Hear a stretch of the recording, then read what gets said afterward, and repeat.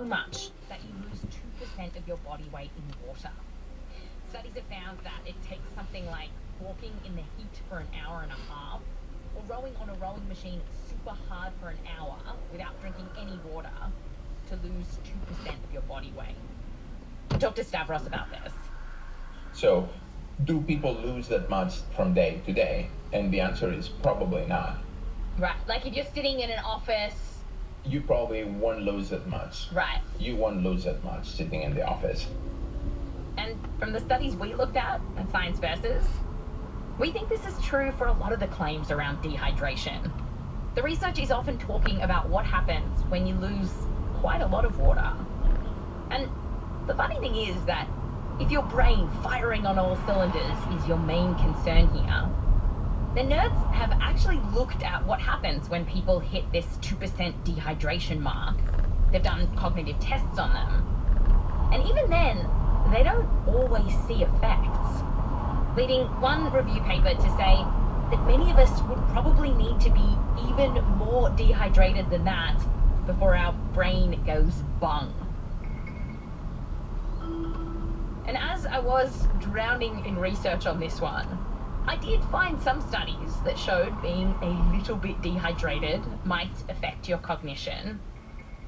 But when I spoke to researchers about it, they said that this might not be some magical thing about water. It could just be that you're a bit distracted. Your brain is like, I'm thirsty, I want to drink a water. Let me drink some water, I'm thirsty, come on, let's drink some water. Why are we doing this cognitive test? I want some water, I want some water. That is distracting. Kind of like if you're hungry, you might not do so well on a math test. And as for me and Michelle, with our gallon challenge, we didn't feel like our brains were any sharper. I don't think I'm more focused. I don't think so. I don't think it improved anything with my focus, or I don't think it improved anything with memory. So far, this gallon challenge does not seem to be living up to its promise. It's not going to make me lose weight or feel more on top of things mentally. And by Tuesday night, both of us were pretty over it. A friend, Eric, came over to my place, and I was not happy. How does it feel? It feels like drudgery. Do these work? The good morning, we got it, remember? Is that like... No, it's like... Is it frustrating? It's frustrating, and it's like... my least favorite is 11 a.m. Remember your goal. It's like, f*** your goals. 7 p.m. I also despise a little bit more. It's actually a load more.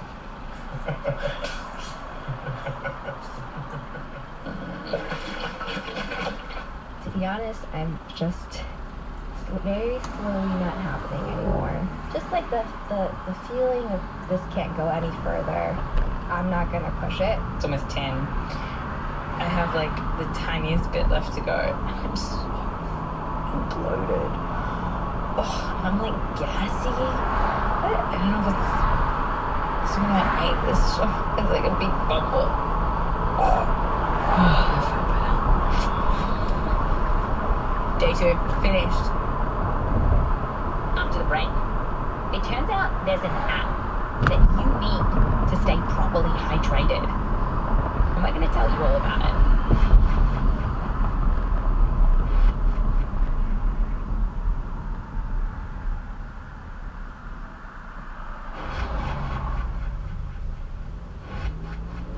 Welcome back.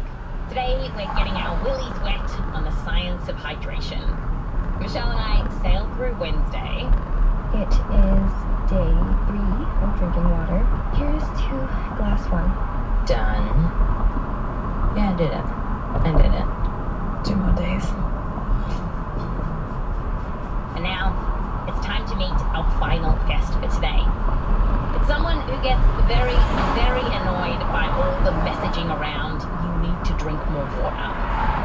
It's Dr. Tammy Hugh Butler at Wayne State University in Detroit. And she hears this all the time. Recently, she was at the doctor, and a nurse told her, You know, you just need to drink a lot of water. That's going to like solve all your problems. It's going to solve your blood pressure, and you're not going to get any headaches, and your digestion's going to be fine. You just need to drink more water. And for her, I'm like, that's not true. the reason she says that's not true is because our body has a badass way of making sure that we have just the right amount of water that we need. And it all comes down to this particular balance between water and salt, which affects so much, like even the size of the cells in our body. So if you lose too much water and you concentrate the salt, all of your cells shrink like raisins. So your body doesn't like that. It doesn't function well when you're all shriveled up.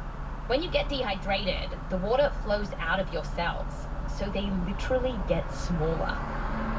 On the other hand, say you drink too much water, the water is going to flow inside of your cells, and all of your cells are going to swell. Your body doesn't like that either. and this might be why people think that drinking a ton of water could help their skin look pretty. Because if it's swollen, maybe it looks like it has less wrinkles. But Tammy's like, if this is doing anything noticeable, it's not gonna last. Because your body has evolved all of these processes to regulate all of this and to not keep you all blown up for long. Because your body's like, I don't want to swell. I don't function well swelling. So, to stop your cells from swelling or shriveling up, here's how your body tracks all this. Starting with what's in your brain. We have sensors that are built into our brain, and they're always like sampling. They're like licking the blood that goes through the circulation. These specialized sensors that are licking your blood are called osmoreceptors. And if you drink too much water, they're going to be like, It's not something. those sensors send a message that gets relayed to your kidneys, which tells them you don't need this water. And your kidneys, which are filtering your blood, will pull out that excess water and ditch it, so you pee it out. On the flip side, if you're low on water, say dehydrated, those sensors are like, You're too salty, I need water. And so that's when you get thirsty. your body also sends a hormone, anti-diuretic hormone, basically telling the kidneys, hold on to the water. And Tammy says that this happens really fast. That activates your kidney within 40 seconds. Like within a minute, your kidney's like, oh, I need this water. And now your kidneys are going to keep this water. It's actually super cool. You can think about it like this. There's this giant network of straws, or water channels, in these particular cells in your kidneys. And they suck up the water so that it stays in your body. One single cell has 12 million of these straws. So if you think about all the straws, I mean, there's like billions of these like straw armies that serve to like suck up the water when your body needs it.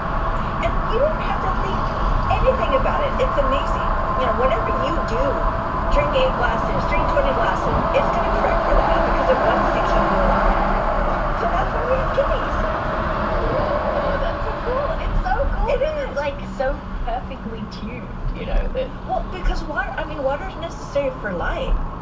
So you were like, oh, you know, you need to drink this much. You know, there's an app, and I got a water bottle that's gonna ring. You know, when I, you know, to remind me to drink. That's all gimmick. You have these apps inside your brain, and nothing's gonna be better than that.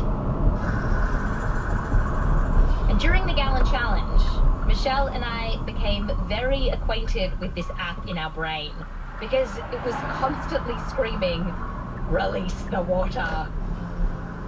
Gotta pee. The pee is here. Gotta pee again. Do you know what time it is? It's time to pee. Michelle, I just have to pee. I have to pee.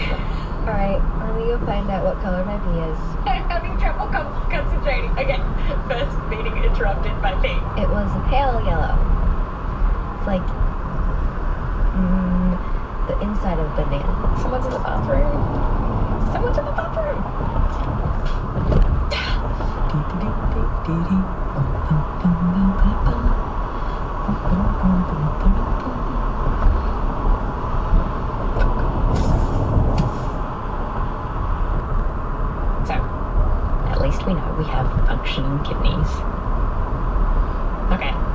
Here's where we're at. Our bodies are amazing. For most of us, our bodies will tell us how much water we need. We'll pee out the excess, and if we don't drink enough, it'll help balance that out too. And when your body does need water, it'll take that water from wherever it can. That apple you had for breakfast? Great. The soup you had for lunch? Perfect. Even that Jell-O that you ate at the kid's birthday party? Also wonderful. And you don't need fancy waters either. Tammy says that Gatorade is basically like drinking flavored water. And when it comes to the latest trend, alkaline water, there's just so little research on that. There's nothing magical about alkaline, mineral, bubbly. That's nonsense. It's trying to sell you something. It's trying to sell you something that you don't need. Even to the alkaline water, well, what's your stomach? Acid. So, you start drinking that. It's just like, it just neutralizes it. There's no health benefit once it gets into your body. Because your body, it just wants H2O. That's what our body wants. Yeah, so your body doesn't care where it comes from. It's like, oh, I only want like plain water. It just wants the fluid.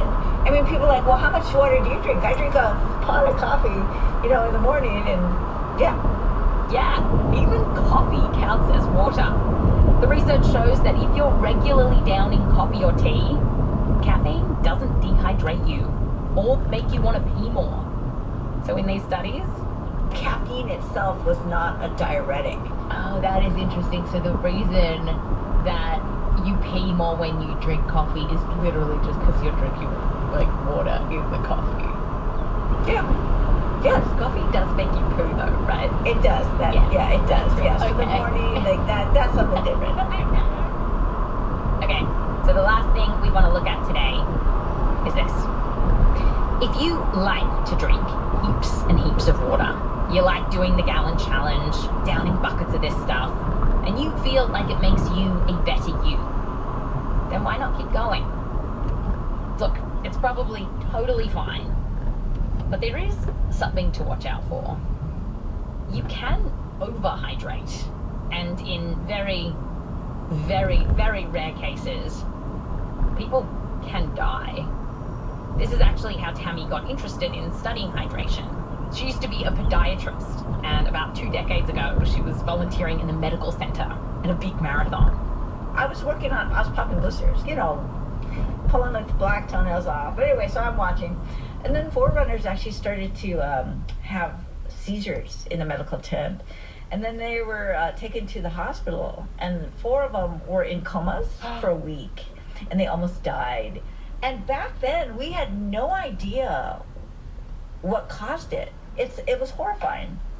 Tammy dove into the research, and she found out that when you drink way too much water, the cells in your body do that swelling thing that we talked about. And the cells in your brain swell too. And so if you think about it, your brain is like swelling. There's no room for the brain to the skull. Your skull is just gonna it's not gonna move. And it pushes your brainstem out, and that's how you die. It pushes your brainstem out of your skull. Yeah, and that's it. Ugh. Done. The risk of dying is low, but it's completely preventable. You just don't need to drink.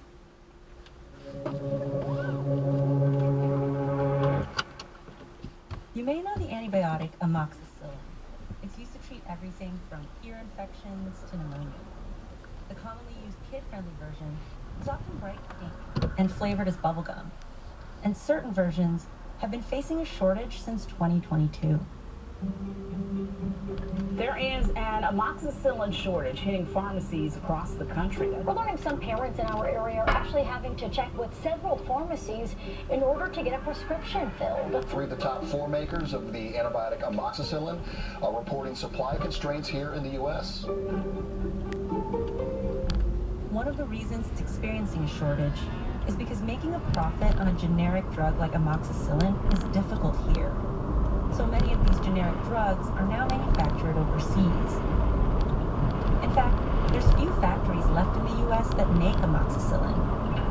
One of them is in Bristol, Tennessee, and it's been struggling to stay open.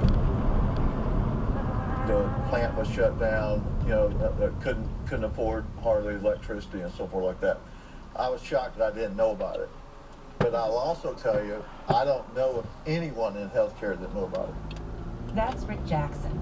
He's the CEO of a healthcare staffing company. But in 2021, he went out on a limb and bought the approximately 360,000 square foot Bristol factory after its previous owner declared bankruptcy. I was thinking, and I told my son later, I don't think I could live with myself knowing I could do something about it to save it. I don't think I could live with myself knowing how critical that was, so I decided right then that we were going to bid on it and try to save it so that we can have this critical capability in the United States. Since then, Rick has led a 3-year-long effort to save this plant, and his struggle shows just how hard it's become to revitalize American drug manufacturing. Welcome to The Journal, our show about money, business, and power. I'm Jessica Mendoza. It's Thursday, July 25th.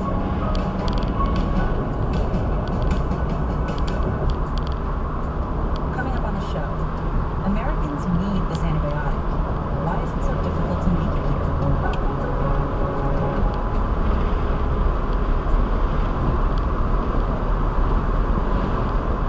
This episode is brought to you by IKEA. Sometimes the best plans are no plans, just you, the journal, and a bedroom that makes staying in better than going out. IKEA has what you need to design a bedroom you'll never want to leave, with high-quality solutions at an affordable price and options for every kind of budget. Get your sleep essentials in store or online at ikea-usa.com/sleep with pickup and delivery options. Click or tap the banner to shop now and sleep better with IKEA.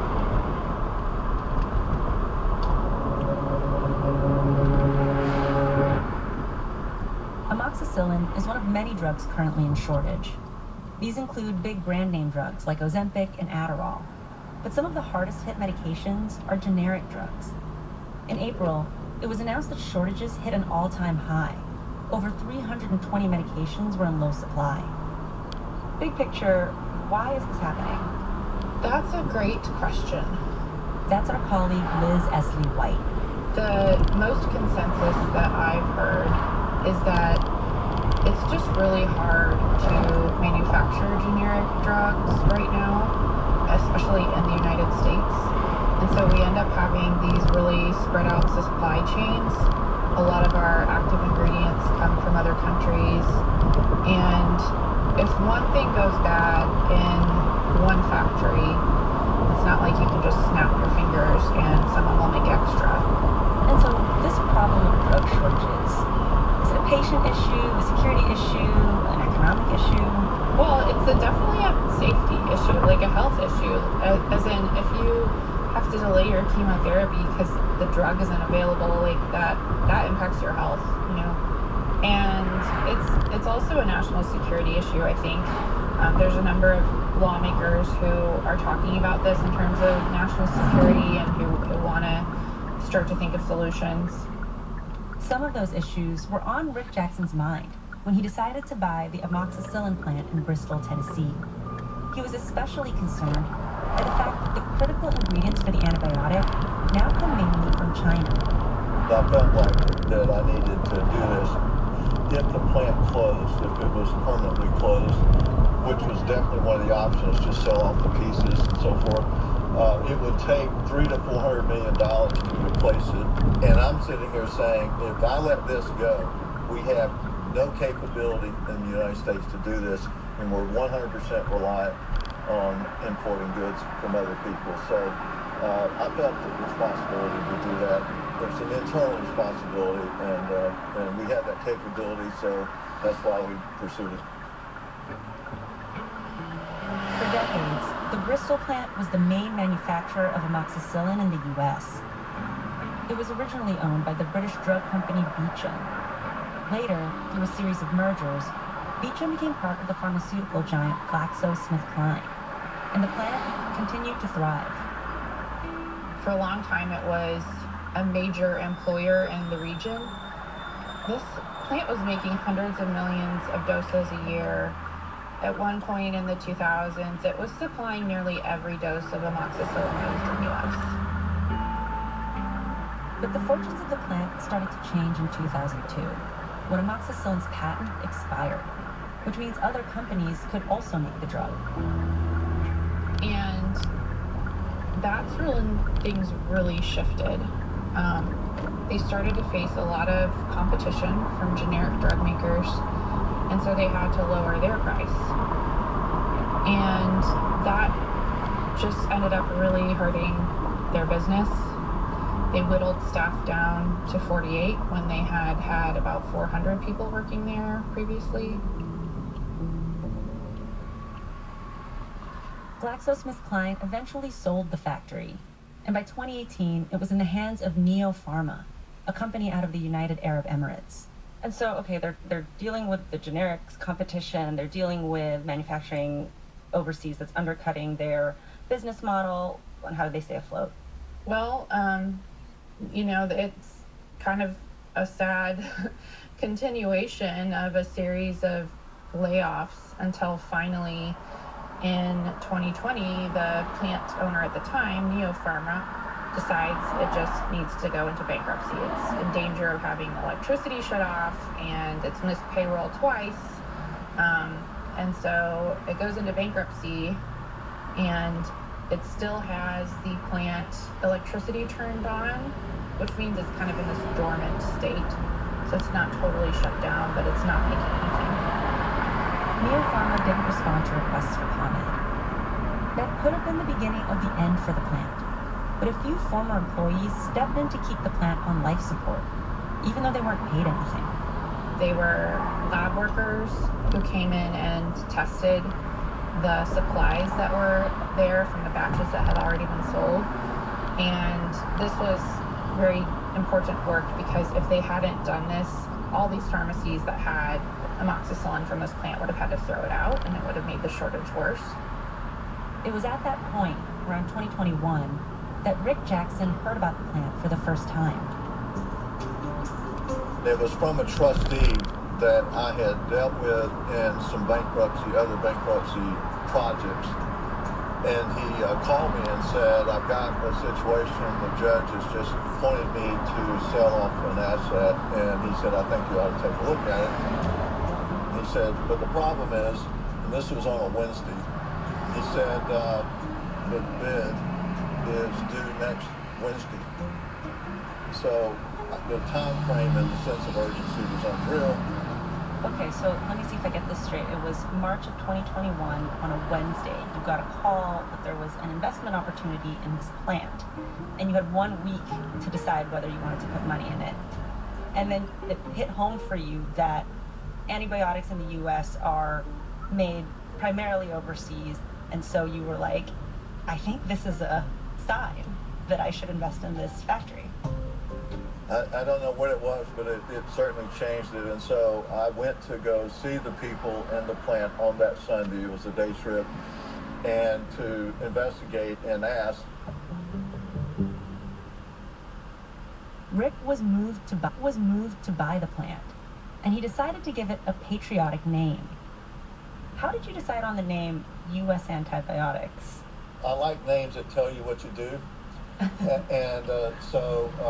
Like the best name ever back in the .coms was drugstore.com.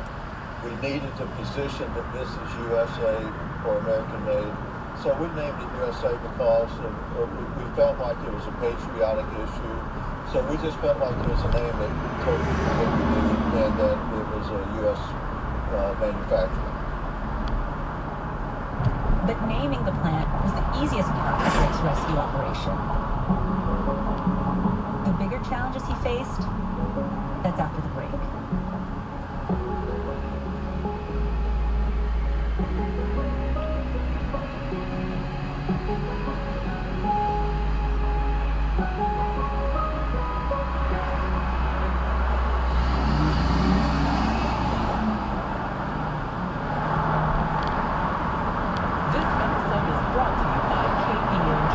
KPMG makes the difference by creating value, like the development strategic insight that help drive M&A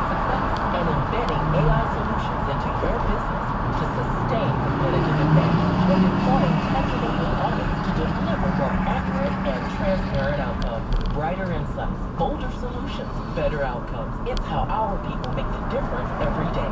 KPMG, make the difference.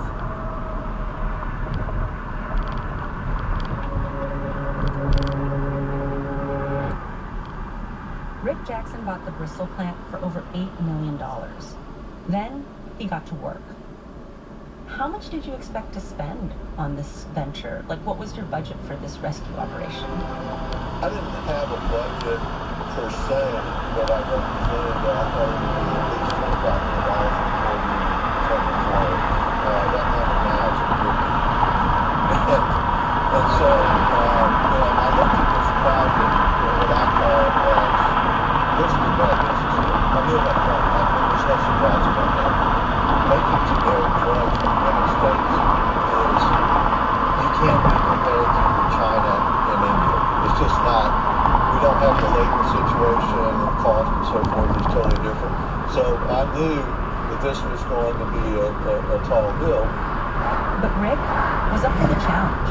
He brought on a former drug executive to evaluate the factory. He also rehired a bunch of old staff. And so we started out, we hired each person that we needed, almost everybody that was on the payroll the previous August, I think. And then just started the plan of just turning things back on, getting the equipment right, cleaning the equipment, all this kind of stuff to get it turned back on. But we were prepared to do whatever it took. The plant is now churning out 1 million doses of amoxicillin a day. And it's bringing in more money than it did under its previous 2 owners. But 3 years in, U.S. Antibiotics still hasn't made a profit. And it's partly because of the math. Amoxicillin is cheap. U.S. Antibiotics sells it at about $5 a unit to compete with overseas generics. But it costs the company about $4 to manufacture. That $1 margin just isn't enough for the company to pay for its overhead and make a profit. Why is it so hard to make a profit off of something so many people need? Because our price is not as competitive as India and China. And we're not going to sell something at a loss. We're just not going to do it. We're not going to be buying market share and so forth like that. So it's a cost of goods and then manufacturing costs with our labor and so forth, which has gone up in the last few years, as you know. But we can't operate on a good margin. We just have to have more sales. We're making a lot of progress on that front on the commercial side, though, but it needs to be accelerated. And one of the big ways sales could be accelerated? Here's Liz again. Rick has said that U.S. Antibiotics needs to either double its commercial sales or line up the U.S. government as a customer to really make it work. How will the U.S. government be involved? Well, there's several things that they could do. There's some different grant programs and other things that could be helpful probably to the plant. But they could also just say, hey, we want to buy a certain amount from you. And that would give U.S. Antibiotics kind of just this cushion of sales that it knows that it has and would be super helpful for making the numbers work. Is that something the government typically does? So we buy drugs and put them in the Strategic National Stockpile. The Biden administration has also said that it would like to use the Defense Production Act to tackle the issue of drug shortages by encouraging more domestic manufacturing of essential medicines. Last week, the Department of Health and Human Services announced that it was going to award $17 million in contracts to start making more pharmaceutical ingredients in the U.S. None of that money is going to the Bristol plant. Have you ever second-guessed the decision to buy the plant? No, I've not second-guessed the decision. I knew that it would be a loser, but I kind of consider this as venture philanthropy, to be honest. It was necessary for the United States, I thought, being in healthcare, giving back to healthcare. So I just felt like it was important that we saved it. Now, we're not doing this to subsidize it forever or to lose money. We don't do that. But so I don't regret it. Am I frustrated by some not getting any traction and so forth with the government paying for it? Yes. What is your threshold when it comes to trying to keep this plant going. Where does it end? You know, I haven't drawn a line, but if I determine, for instance, in the next